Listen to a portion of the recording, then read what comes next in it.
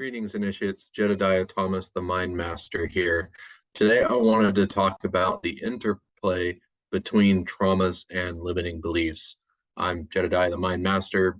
Subscribe and like the channel for more content on the mind, the conscious mind, traumas, limiting beliefs, motivation, everything about the soul now as well. So, traumas and limiting beliefs are pretty much my bread and butter for the problems that I fix. Basically, 95% of mental issues go down to that. And like the other 5% of the mental issues are like multiple personalities, which is fairly rare. And then basically everything else that I do is kind of soul level work. But traumas and limiting beliefs are absolutely fundamental for what I do. It's very important to understand what they are, what each one is individually, and how they kind of connect and interplay between each other. And this is basically the couple things that I started my work with, which was traumas, limiting beliefs, and motivation. And so this has been kind of the majority of the work that I've done on people. So let me go ahead and share my screen here, and I'll kind of talk about those together. So you can see here the mind spectrum basically. And what this does is basically allows me to see problems that are deeper than everyone else can do, right? So everyone thinks that emotions are the end all be all, and if they fix your emotions, then you're better. And that's simply not the case. Not on any world or alternate universe is that actually true. It's absolute false.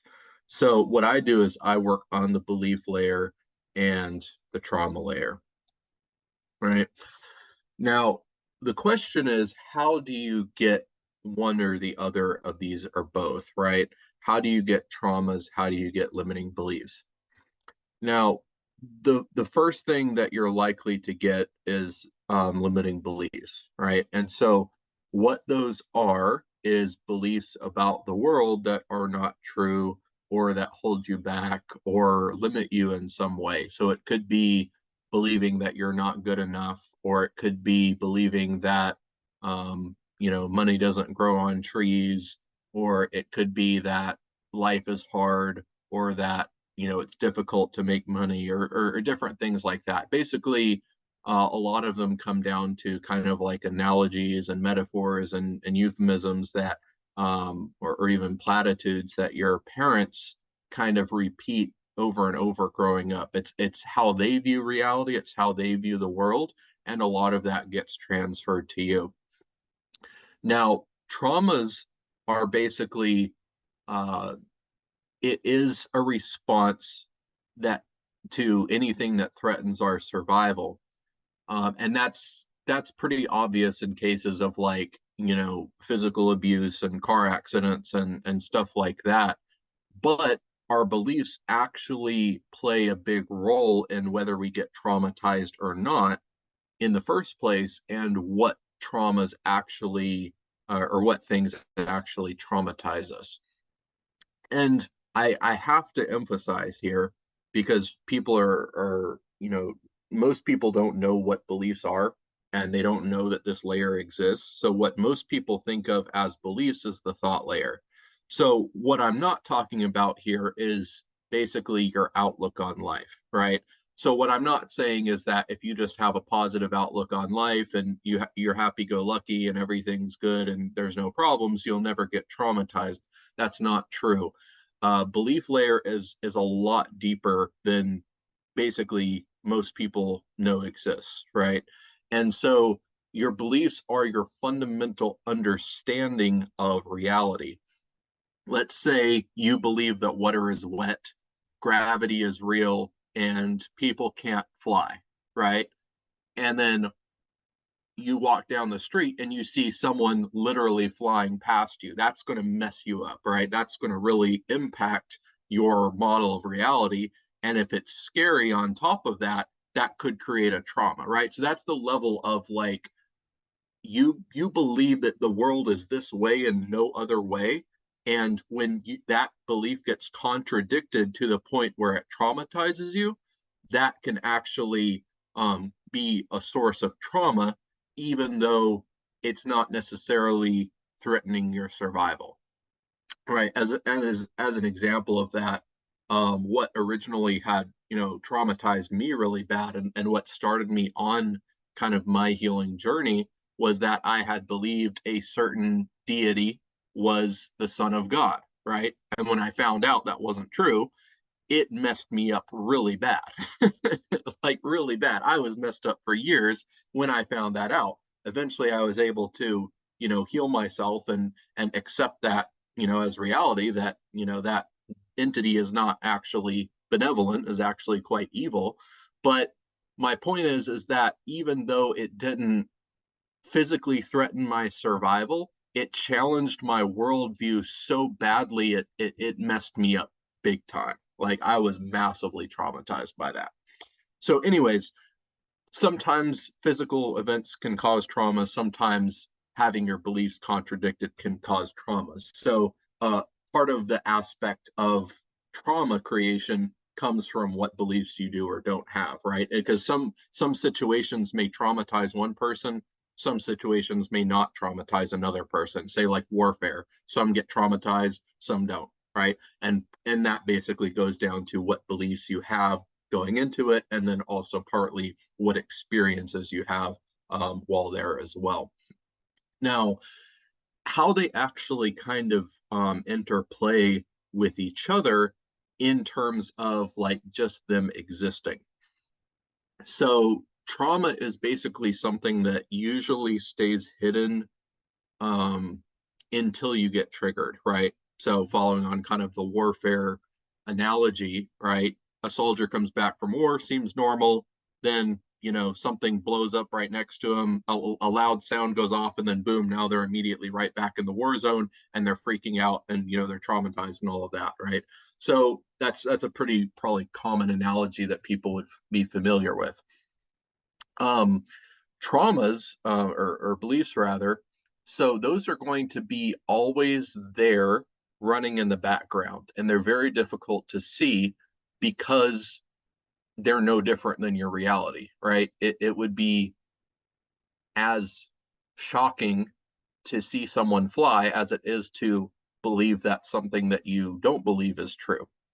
It's kind of a weird way to say that, but the point is that they're always running in the background and is literally how you see reality, right?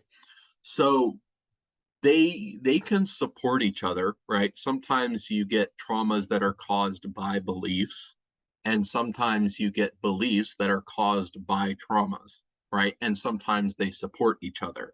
So if you get, say, let's say you're a child, right?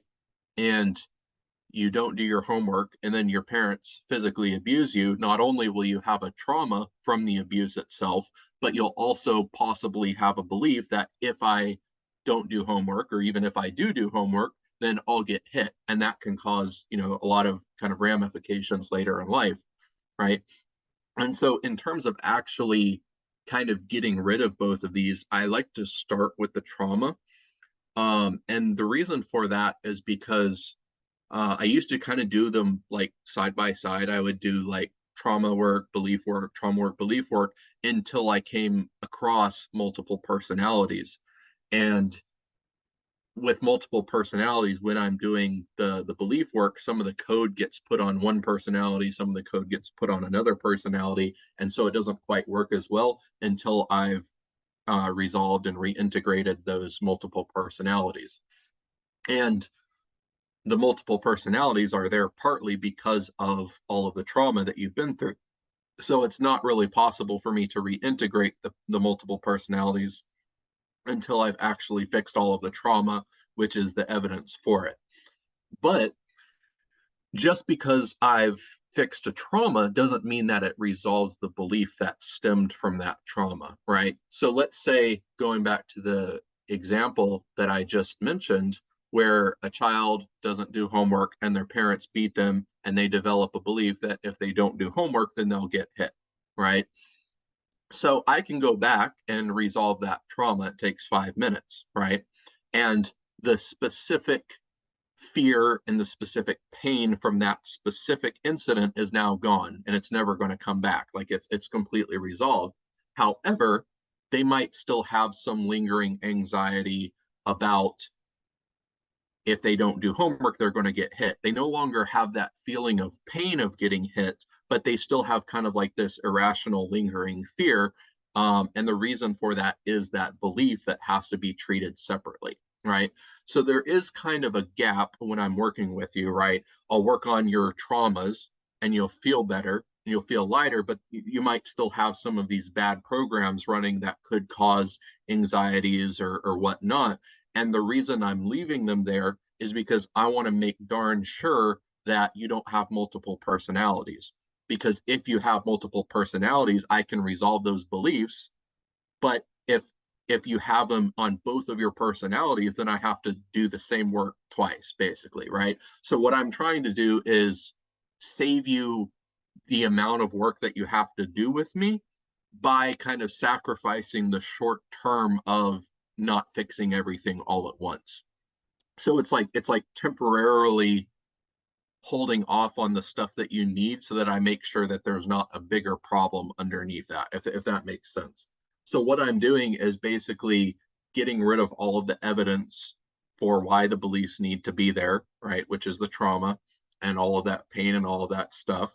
And then I see if there's any multiple personalities, and if they are, I fix that. And if there's not, then we can move on to belief work.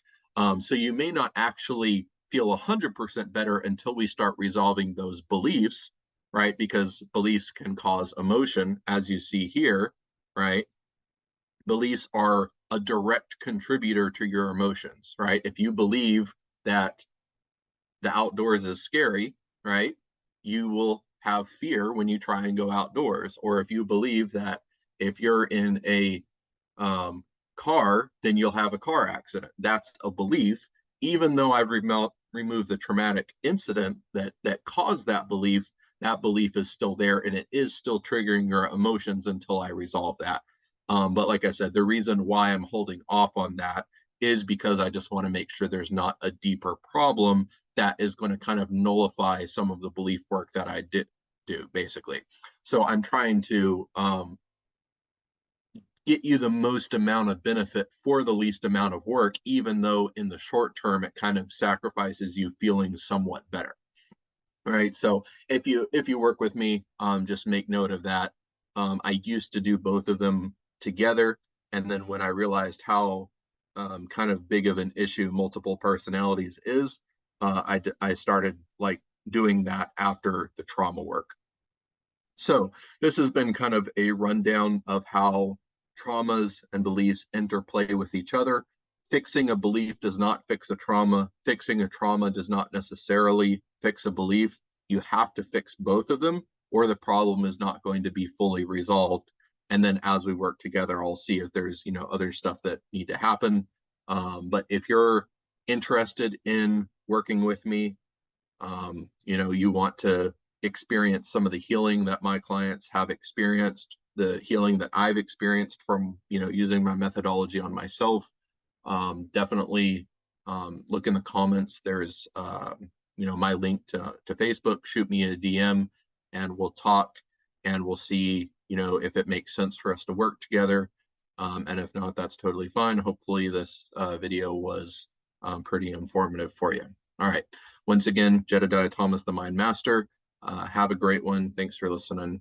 All right. Bye.